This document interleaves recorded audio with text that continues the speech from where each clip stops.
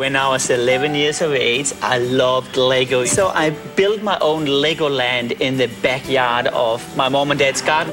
So what I did was I opened the Legoland. No one showed up except my mom and dad, right? So I went to a local advertising agency and I said to them, hey, can you create an ad for me? They created an ad, and 2 days later we had 131 people showing up. And the problem was that number 130 and 131 was the lawyers from Lego suing me. So I said to them, how can you sue me? They said, well, because, you know, we own Lego. And I said, no, I own Lego. It's my brand. This life-changing moment made Lindstrom experience firsthand how an obsession for a brand can take on a life of its own.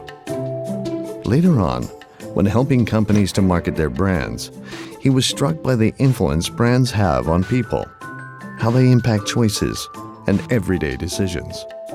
He realized how truly powerful brands were because he himself had experienced the addiction. Lindstrom had embarked on a personal mission. He saw the positive side of brands, but also very clearly saw the harmful side.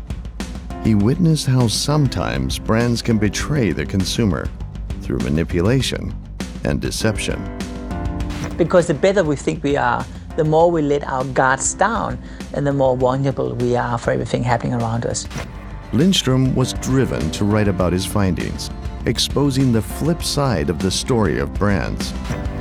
Fueled by his desire to make branding transparent, he conducted the most expensive and extensive fMRI neuromarketing research, helping consumers to become more conscious of how they are being manipulated.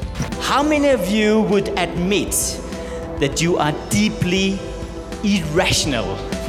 Lindstrom was committed to showing companies how brands can be built on the truth by staying faithful to a mission that positions the consumer, not the shareholder, as the brand's true boss, where both sides, brands and consumer, can win. I would like to educate people more on the path. You know, when you work that hard and that intensive, I think during the process that you quite often forget to help people on the way up. And I really would like to help people even more.